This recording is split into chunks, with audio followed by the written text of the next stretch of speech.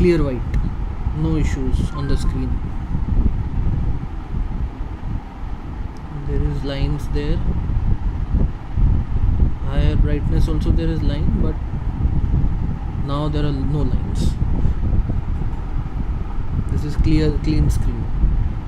Now let us keep the brightness here, and now there is a clear problem appearing.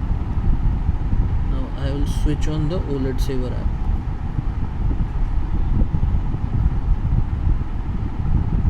It's fixed. So if this thing can get fixed by an OledSaver app, why can't Samsung fix it on its own?